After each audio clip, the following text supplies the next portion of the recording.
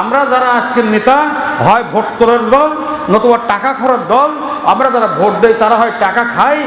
আর আমি নবী মুহাম্মদ রাসূলুল্লাহ সাল্লাল্লাহু আলাইহি সাল্লাম মৃত্যুর পরে শেষ পর্যন্ত, মৃত্যুর শেষ পর্যন্ত, আখিরামে কিয়ামতের পূর্ব পর্যন্ত, কিয়ামতের পূর্ব পর্যন্ত আর কোন নবী আসবে না। আনা খাতামুন নবী লা নবিয়্যা বা'দা, আমি একদম সর্বশেষ নবী, আমার পরে আর কোন নবী দুনিয়ার বুকে আসবে না।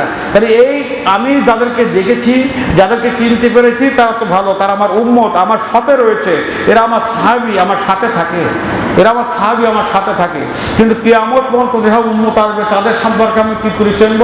আল্লাহ নবী বললেন, জিবরাইল আলাইহিস সালাম নাজির হলেন, বললেন, জিবরাইল বললেন, ইয়া রাসূলুল্লাহ আপনি শুনুন, আপনাকে আমি জানিয়ে দিই, একটা হাদিস থেকে আপনাদেরকে বলে দেই, ইন্না উম্মতি ইদউনা ইয়াউমাল কিয়ামাতি গুররাম মুহাজ্জিলিনা মিন আসহারিল ওযু ফামান ইসতাতা মিনকুম আইয়ুতালা গুররাতাহু ফালিয়াফাল। ও নবী, তোমার উম্মত চিনতে তোমার কোনো অসুবিধা হবে না। তুমি কি লক্ষ্য করেছো, অনেক ছাগল গরুর ভিতরে, ভেড়ার ভিতরে, মহিষের ভিতরে, দুম্বার ভিতরে যদি কপাল চিতা মানে পাকড়া চকড়া কোনো যদি ছাগল হয়, তাহলে ওই ছাগলটা চিনতে কি ভুল হবে? ছাগলটা চিনতে কি ভুল হবে?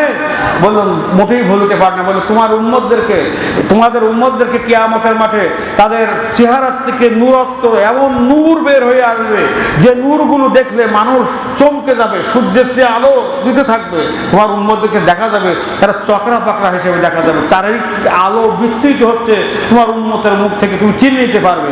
কিন্তু ওমর, আমার যে উম্মতটা হবে এর তো অনেকে জাহান্নামী হবে, তুমি কি দিবা আমার উম্মতের জন্য? তুমি কি দেবা?